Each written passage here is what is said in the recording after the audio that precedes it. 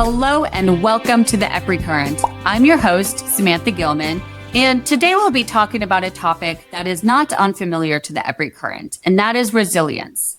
And of course, that is the resilience of the power sector. I'm joined by two rock star women to discuss this and something we have coming up in January. First off, we have Julia Hamm. She is the partner at the Ad Hoc Group, as well as EPRI's own Morgan Scott, Vice President of Global Partnerships and Outreach. Thanks to you both for joining me. And before we get started, I want to give each of you an opportunity to let our listeners know who you are. So Julia, why don't you give us a little bit of background on who you are and what you do? Absolutely. Well, first, thanks so much for doing this. Looking forward to the conversation. So as you said, I'm Julia Hamm, partner at the Ad Hoc Group. I wear a couple of other hats. I'm on a couple of boards. So I'm also on the board of Puget Sound Energy. So on the board of an electric and gas utility. And then also on the board of a startup called Volterra that's building charging depots for fleets of electric vehicles. So those are the current hats I wear. But I've spent my whole career at the intersection of utilities and new technology. The significant majority of that time, for almost 20 years, I was the CEO of SEPA, the Smart Electric Power Alliance. So my entire career, I've been partnering with EPRI and collaborating. So I think we'll maybe talk about that a little more later. But let's see, other interesting things about me. So, I spent the past 25 years living in the Washington, D.C. area.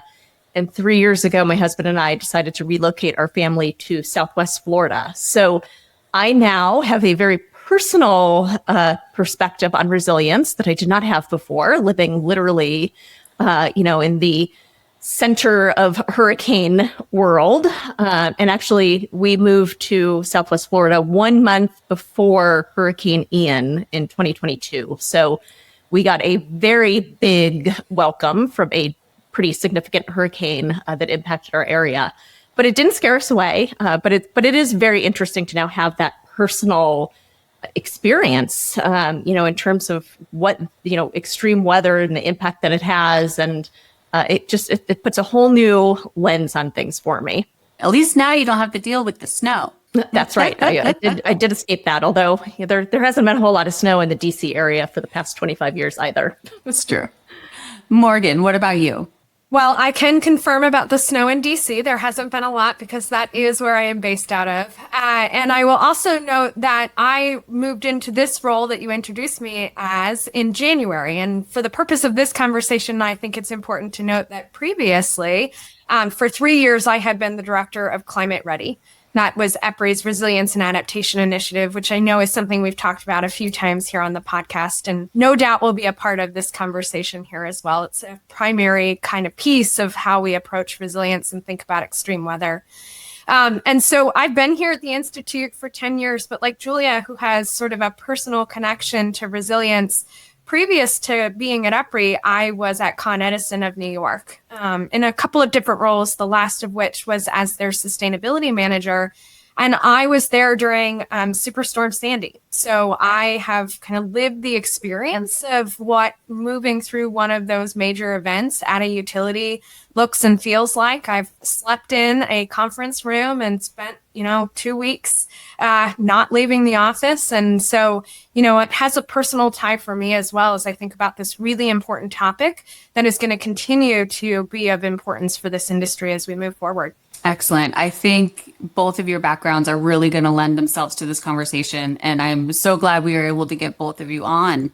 Well, let's start talking about how our organizations and also just the two of you have worked together over the last few years and beyond. Julia, I'm going to start with you. How have the two organizations, and also back to your days at SEPA, how have you been working together on climate resilience? Can you elaborate a bit on those efforts? Yeah, well, in terms of the Ad Hoc Group, the firm I'm currently at now, which I'll just say briefly, we're a specialized consulting firm. Our clients are typically startups that are working in partnership with utilities, many of them around resilience, but not all. So this is the first official collaboration between the Ad Hoc Group and EPRI. So we are very excited about that. We're going to talk about exactly what that is in a few minutes. But as I said earlier, I personally have been collaborating with EPRI since the very beginning of my career. EPRI was actually one of the founding members of SEPA.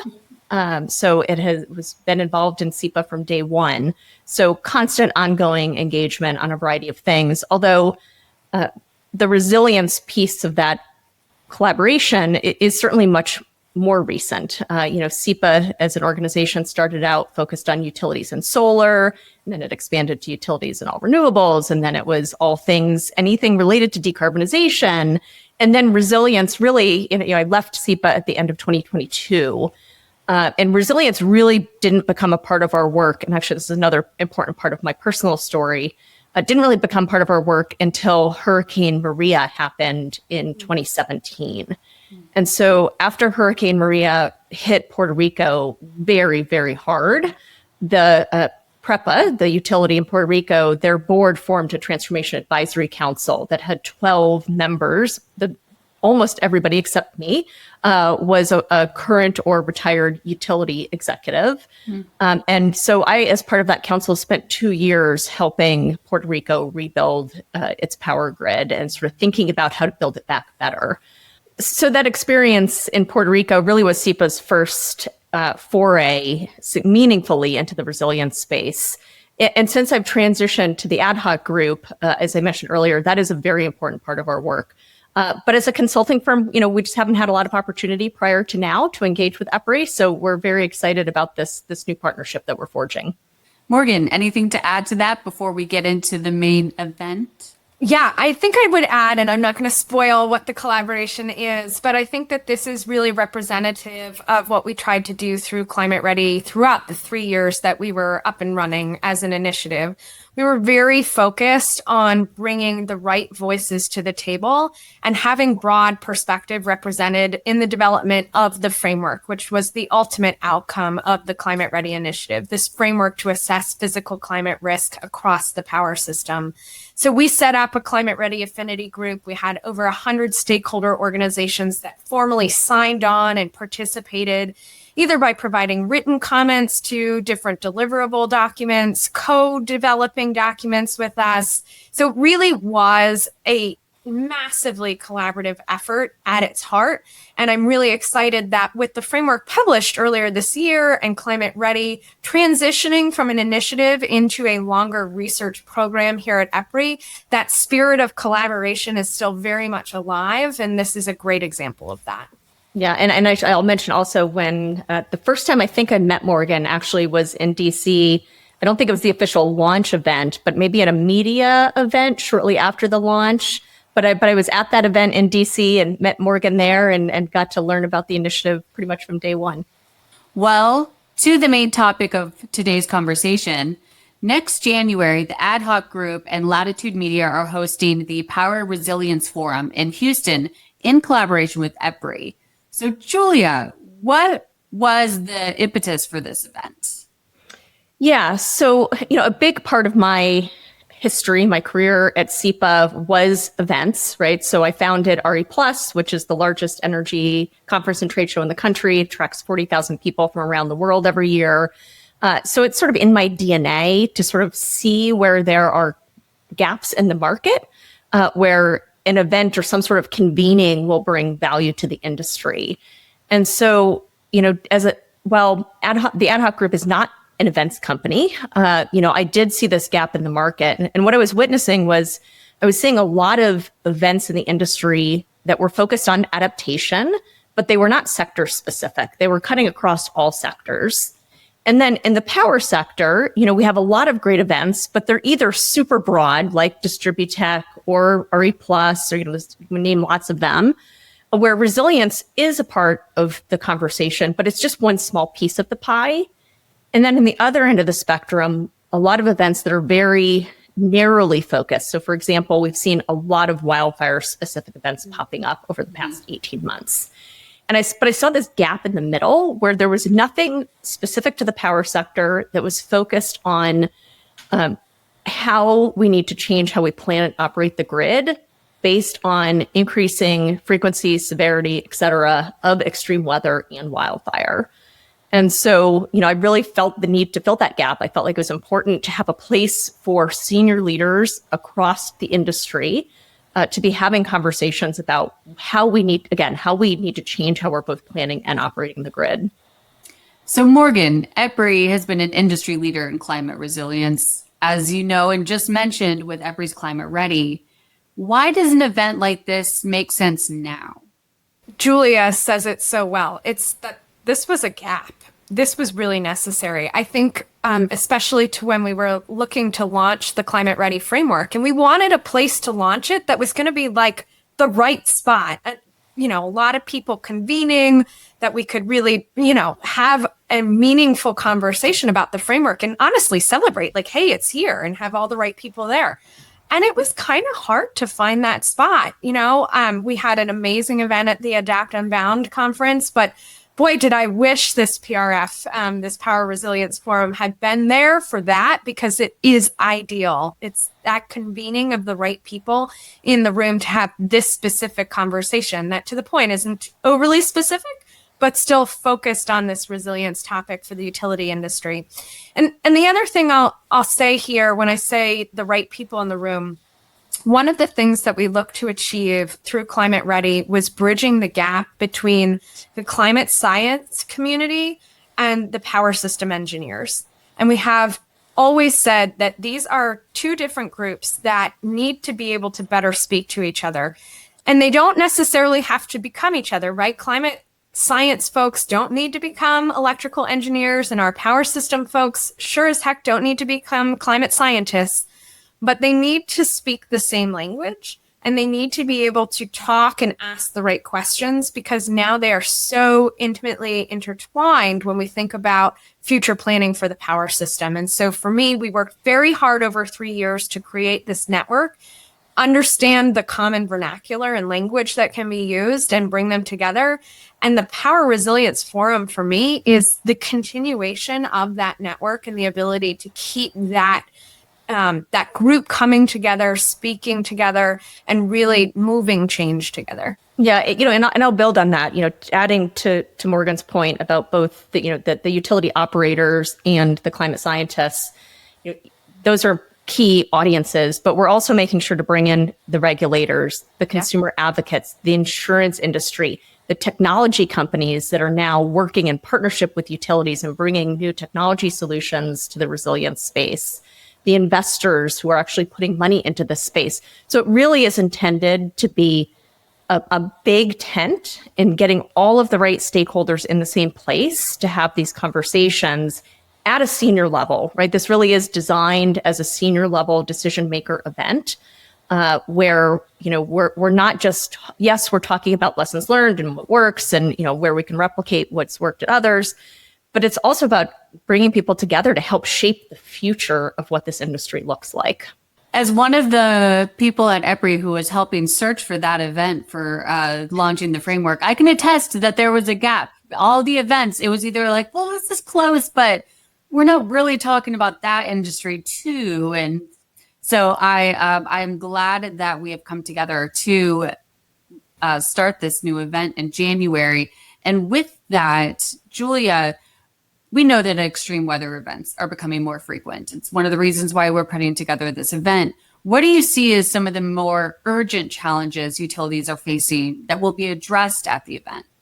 Gosh, there's a lot. I mean, certainly just in terms of the physical grid itself. I think most listeners will know that, for the past couple of decades, the T&D system in many places has really been underinvested in. So we have, an aging system that needs to be updated, but it can't be updated to the same design standards, right? Because of the changes that we're seeing, in weather patterns, which makes it much more complicated, right? We have to be able to forecast out into the future, not just a few years, but many years. We have to be able to forecast what's going to happen. And so it is a much more complicated equation in terms of these investment decisions that need to be made about what are the investments that we need to be making in the T&D system. So that's sort of one piece of it. Related to that, in terms of the planning challenge, still in many cases, we're seeing historical weather data, historical maintenance data used to make future investment decisions. And again, that's not going to cut it going forward. So we really do have to change, how we're what data we're using, and in some cases, again, it's really predictive information as opposed to historical data. There's also the financial and the regulatory piece. There's so much happening in our industry. I mean, obviously, a lot of the conversation that's happening is around the load growth that we're going to be seeing and the investment that's going to be needed in the system to bring on more generation, and then making sure that we've got the transmission to get the generation where it needs to go. These are all really important parts of the conversation. But it also means there's a lot of competing priorities. And so from a regulatory perspective, how are we working in partnership with our regulators to balance the competing objectives and make sure that we're really getting that right? There's also challenges around workforce and coordination, especially post-disaster. I mean, the utility industry, again, as listeners I'm sure know, phenomenal in terms of its mutual assistance and the way that utilities support one another. But what happens when you're seeing storms that are much larger footprints, and suddenly your neighbor utility, who normally would have come to help you, can't come help you because they're in the same situation you are? And that is and it's not just your neighbor, but it's your neighbors for 5 states around you, right? So there's all these new things you need to think about in terms of recovery from disasters, preparing, for recovery. So, I could go on, but those are just some of the issues that come top of mind. So Morgan, EPRI is hosting an opening workshop at PRF. Can you talk a little bit about what that workshop will focus on and what it's going to address? Yeah, so as I mentioned earlier this year, we published the Climate Ready Framework, which is essentially a group of documents that are the guidance how to go about different pieces of a climate ready assessment. There are these reference documents that are essentially the technical rationale behind that. And then we also have some tools that we've created as well. And so for me, what I really want people to take away from the workshop that we're going to be hosting is an understanding of what the framework is, what those resources actually are that are available. So all of them are published free to the public. We really want to make sure they're easily accessible, but just because they're published and free doesn't mean that it's easy to figure out, where do I start and what do I use exactly? So I want people to actually understand as they walk out what resources are available to them, how they're going to use them, and also hear some of the lessons learned, right? So we're going to hear from those that have started using the framework about what's worked, what hasn't worked. This is the start of what is going to be an evolving framework. And so we really are learning. This is still research. And so some of that conversation will be had as well. But I'm really excited. If you need to be doing an assessment of what your potential risk is related to extreme weather, then Climate Ready is there for you. It's that framework that you can use. And this workshop is going to help you do that. And for our listeners that are interested in taking a look at that, we will drop the link in the episode description as well as a link to the event. So be sure to check that out when we're done with the episode. So given the event, what do we hope that attendees will walk away with? And how do you envision these insights influencing long-term grid resilience planning? Julia, I'll kick that to you first. Yeah, I think there are a couple of different elements to it. I mean, as I said earlier, this really is intended to be a senior level, executive level dialogue. And so we want to make sure that the conversations that are happening across stakeholders, across stakeholder groups, are building the necessary relationships that these conversations are going to continue outside the 2.5 days of this event, right? We want this to be sort of a convening that is happening every year, but that it creates a community of people who are constantly collaborating on how to evolve how we're planning and operating the grid. So, to me, that's what, I think ultimate success looks like. Is this isn't just a once a year people come together and talk about this. It's that this is the thing that kicks off this constant conversation with this, again, all of the right stakeholders in the conversation, and that it is becoming sort of the thought leadership platform for the evolution of the industry. Ideally there will be things that are shared of what's working, in places where utilities are beginning to do things differently already. that other utilities weren't aware of, and they'll hear about it at this event, and they'll go back, to their service territory and say, gosh, like, I hadn't even thought about, we need to be doing this differently. Like, they're doing this differently over here. Let's actually spend some time with them and really understand what they're doing. And then we can replicate it for our utility. So that, I think that is another big measure of success, is we begin to see some replication, and, some execution around the lessons learned from some of the utilities that are ahead in certain places on these issues, and really begin to see the industry collectively move forward. Morgan, what are you hoping for? Yeah, I'll build on that. I think that all of that is 100% correct. I think for me as well, I love this concept of really memorializing this resilience conversation for the years to come. And one of the reasons why I say that is because I feel like we're in a time of extreme change for the power system. And maybe it always feels like that, but with the extreme load growth that we're seeing between data centers, AI, industrial load that's coming onto the system, I see a great opportunity to build resilience in. There's going to be a lot of investment that is made across the power system in order to meet this moment. And so I think I'm really thinking more about this transition from, I hope, we're always going to do vulnerability assessments and make resilience investments, but we also need to transition to climate-informed planning, so that when we are doing these investments year over year over year in order to meet these other primary goals of reliability and simply serving the demand that we need to serve, we're building it with resilience in mind from the start, because we know that proactive investment in resilience is always cheaper than actually having to respond and restore during an event. So I hope that's a conversation we're able to foster as well, because we're in an amazing time of investment into the system. That needs to be climate informed and resilient investment as well. Yeah, I think we can't emphasize that point enough, right? I think our industry, historically, in many ways, the investment has been reactive rather than proactive when it comes to resilience. And right hand in glove with that is, so often after events, when we see a recovery and a rebuild, unfortunately, things are just sort of built back to the way they were, as opposed to a new standard. And so I think that's another really important piece of this is, how do we change that dynamic so that when we do have a disaster, we are prepared to get the power back on as fast as possible for customers, but doing it in a way that's going to make the system even better for the next time a storm or a wildfire or whatever it is comes through. Well, Julia, Morgan, thank you for joining today on the EPRI Current. Before we sign off, though, I want to give each of you an opportunity to leave any final thoughts with our listeners. So, Morgan, we'll start with you.